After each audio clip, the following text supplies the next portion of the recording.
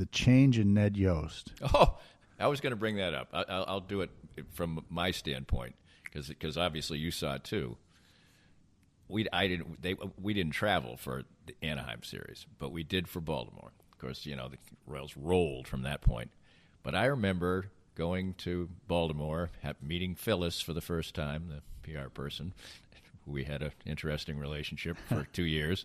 But then I went down for the press conference after we did all the player stuff and everything, and there's Ned in front of the national media. And the press conference ended, and I literally got on the phone to say we're going to do the sound and everything else, and I'm going to do the segment. I said, who the hell was that?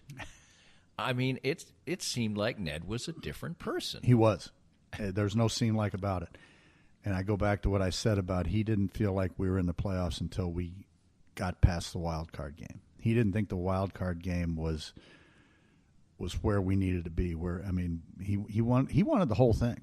I mean, he and God bless him for that. He's greedy. When we're winning, he wants to win the whole dang thing. And I can tell you a quick story. We'll get back to that. But after we lost Game 7 of the World Series, there was a request to open the gates and let fans come out here. That was hard that next day. There weren't very many people. We had 15-some-odd thousand people come in the ballpark to cheer the American League champions, but we lost the World Series. And it was hard to get guys and Ned and everybody to come out because they weren't happy. Right. It was not, this is what we did, it's what we didn't do. Right. And so that gives you a peek back to where he was with the wild card game. Well, when we got to Anaheim, and I said, and nobody got any sleep. Right. You think you're going to sleep on the plane, you ain't sleeping on the plane. And we got to Anaheim at whatever it was, 6 in the morning, 7 in the morning. We had to be at the ballpark at 1. Mike Sosha and his group told us we had to hit first on the workout day. So even though they didn't have to travel, we did. We had to be at the ballpark at 1 o'clock. And so working on fumes, I take Ned to the interview room, and the weight of the world was off his shoulders. We were a playoff team. We were coming in with nothing to lose. We're playing the team with the best record in baseball. We got nothing to lose and everything to gain. Our best record, at least in our league. And we're just going to play hard. And he's very comfortable with the team he's going to run out there and the pitching staff he's going to run out there, bullpen he's going to run out there. And he was fine. And then we go off and reel off the 8 straight. Right. The 7th straight. We reeled off 1, and then we reeled off, 7 in a row to do the 2 sweeps. And, he was absolutely right.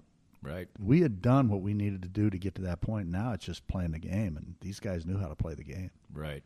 And he was engaging and funny and never combative. No, not at all. It was completely. I was, and I'm like, well, this is great. Yeah. This is great. People are actually, this is really what he's like. This is who he is. Right. And we did Ned and I butt heads early in his time here? Well, yeah. because he's stubborn and I'm stubborn, but he wins. Right. Yes. He's the manager. I'm disposable. And so you just you pick your challenges and you go forward.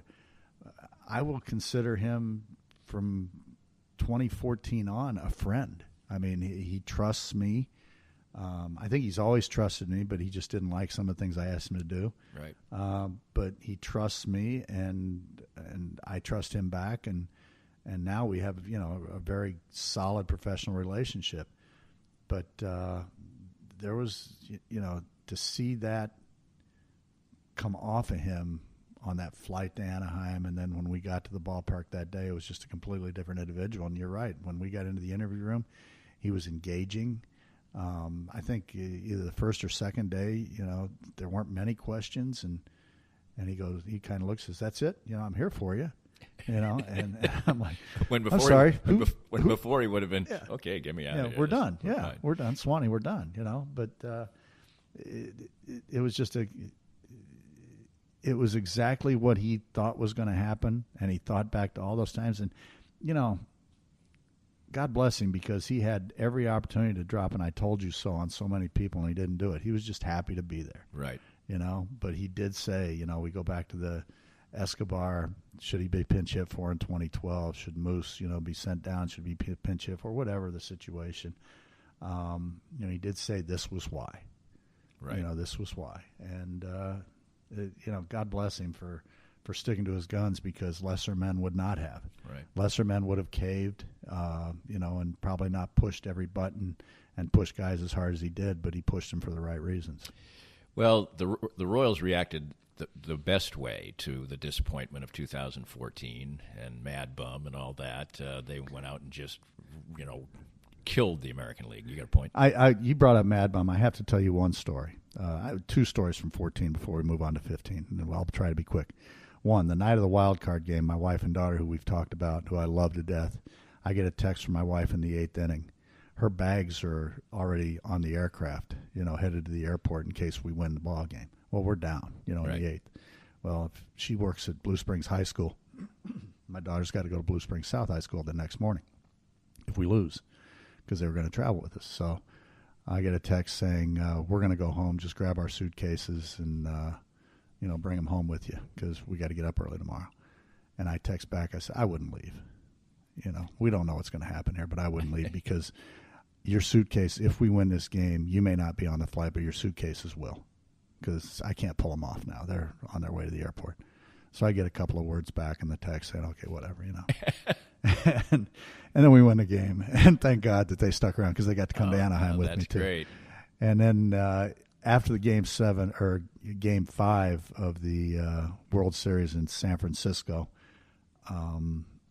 we lose to Mad Bum. Bumgarner pitched his tail off. And after the game, we have to walk across the field to go to the interview room. And I'm taking Ned to the interview room on the third base side. And you can't go down the tunnel because it's full of fans, the way that stadium's constructed from the box seats. So we had to walk across the field. Well, Bumgarner's just finishing up all those on-field interviews you have to do after a game. And we follow him into the Giants' dugout. And Ned yells at him. He says, hey, kid. And Bumgarner doesn't know who it is, so he ignores him. He says, hey, Madison. And Bumgarner kind of stops and says, oh, I'm sorry. I thought it was somebody just hollering. He goes, no. He says, I want to introduce myself and just tell you, hell of a job tonight. That was some pitching. He says, well, thank you. I really appreciate that. He says, you guys are tough. He says, well, you were very tough. And Bumgarner says, I hear you like to hunt. He said, I love hunting. He says, well, maybe we should get together sometime. He says, yeah, sure. When this is over, maybe we could try. Ned says his parting shot was, the good thing about today is I don't have to look at you again the rest of this postseason.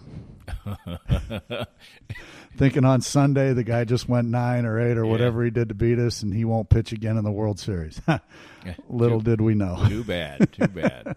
But the Royals do run roughshod over the American League the next year, and they don't run roughshod over the Houston Astros, and one of those other really fantastic miracles. And just from a personal standpoint, I was basically a lifelong Astros fan from the time I was about 10 or 12 years old, even though I grew up in Boston. So it was post-cancer for me that year, and I had sort of made a pact with myself that if, when things happened, I would soak them in more. So here I am in the press box, and the Astros are going to win. I mean, they're going to win. They just hit another home run, and the place is going going I mean, it was like a Marty fiesta, Mexican fiesta there or whatever. It's so hard when you're with the other team sitting there. I mean, I know your side of the story there, but it's so hard when you're sitting there. So I said, hey, to myself, I'm working, but I said to myself, hey, soak it in, man, And within 4 minutes, the Royals had 6 hits in a row and come back and win, and that ended up being the fuel that didn't get them to the World Series. But that another magic moment there. It was, the most overlooked moment. Everybody brings up the ball that Correa didn't make the play on, that Morales hit, and a couple of squirters through the infield and such. But the Drew Butera walk, right? I will never forget. I mean, it was. People say that was a great at-bat. No, it was a great plate appearance because he walked. That's anal me talking there. But, right. but it was one of the best plate appearances I've ever witnessed in my career because he battled his fanny off and ended up getting that walk, and that made the inning. And, when Haas hit the home run the next inning, we didn't necessarily need it because we knew at that point Wade Davis wasn't going to give anything up. But when he hit the home run, that's when I actually knew we were going to win the series. And I say that only because that was that exclamation point. That when you're with a club and you see that happen, you're like, there's just they got no chance of beating us when we get home. They may take a 5-run lead in the first, but they have no chance of beating us when we get home, because that's just the gut feeling you get after witnessing that. I think everybody had that feeling, and it proved to be correct. And then the Blue Jays were no match for the Royals either, and then the Mets, and it was just. I think that series is just indicative of the whole Royals run, because if you were a Mets fan, you blew the series. And, if your closer blew 3 saves. But from the Royals' standpoint, they did everything that they'd always done. Put pressure on the opposition, do everything else like that, and then the other team lets their star pitcher talk his way in staying in the game. All those little things that have to go your way to win a championship did. And the Royals were always there to capitalize. No doubt. The Gordon home run in the 9th, and there were so many. There's only 25 guys on the roster, but there were some names of heroes that people might not ever remember. But Chris Young's performance in Game 1 after Gordon hit the home run, to get us to wherever it was when we finally scored, when Haas hit the sacrifice fly at the end Game 1. In Game the slide by Haas, in Game 5, the fact that you mentioned about their closer. I mean, how often does that happen? And fortunately for us, it didn't happen to us. It could happen both ways. But the Christian Colon hit in New York. There's just so many people who were part of that championship, not just the big name guys, even though Haas's slide, him taking off will always be that moment in history for us. But Luke Hochevar, whose name doesn't get bandied about all that much anymore, what a hero, what a stud he was. The fact that we did that without Greg Holland, but everybody else stepped up. It was just, it was phenomenal moments, and something that none of us obviously will ever forget. It was a huge part of our life. Just real quick, it was so not anticlimactic. You just had to wait for the climax because the Royals scored a bunch of runs, and then I'm downstairs. We're all downstairs in the tunnel going, can we get?